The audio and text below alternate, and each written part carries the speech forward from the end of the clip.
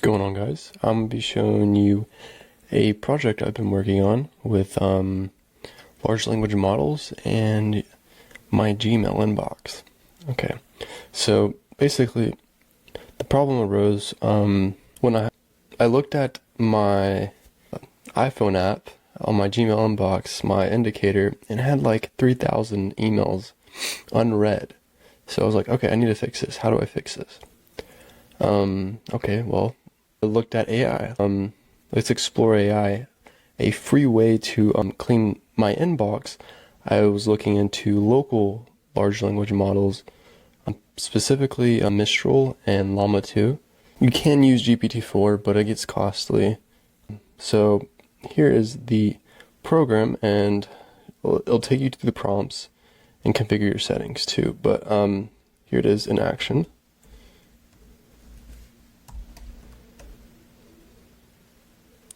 So you're here on this screen, you're going to want to log in to the email that you want to clear your inbox in. So we are going to do my main email. Continue.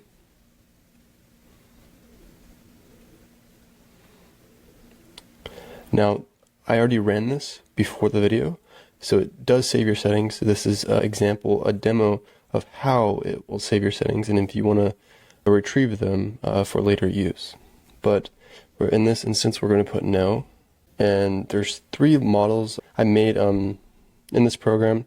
They're simple, and they're 7 billion parameters, so they can run on basically any device that has 8 gigabytes of RAM. So in this example, we're going to use OpenHermes. It just has better classifier logic. Now, what do you want to do with the emails? You want to delete them or just mark them as read? Now, the safer route is obviously just mark them as read, but if you want to save some storage, I would suggest you delete the emails. And now, a lot of people ask why they ask for your name and your last name. Basically, in the prompt, it's looking for your name in the subject line or the body. If it is, it's most likely important. So this is why. So it gives you kind of some feedback on what email it's processing right now and whether it marked it or not. Now I'm running on M2 Max, so it might be kind of slow, but if you have a good GPU and GPU acceleration like I do on my 4060 on my desktop, it's a lot faster than this. So as you can see, it took maybe, I don't know, a minute for one, but this is on M2 Max.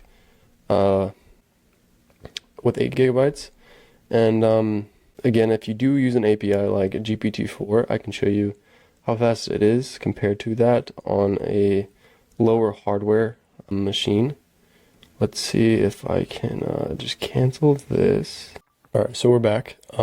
What I did, I just exited out here and opened up a new. We're going to do Python 3 run.py.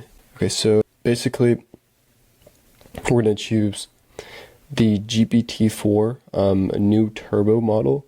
It's a lot faster and a lot cheaper, but again, you're going through a lot of tokens. I'm going to kind of show you a little bit of how it works and then cancel it.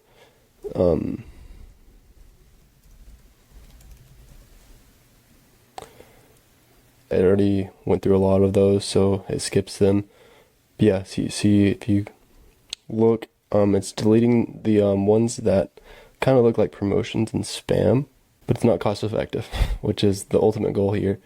But yeah, tell me how you like the program, and I will put the GitHub link for the open source software that I'm using right now in the description.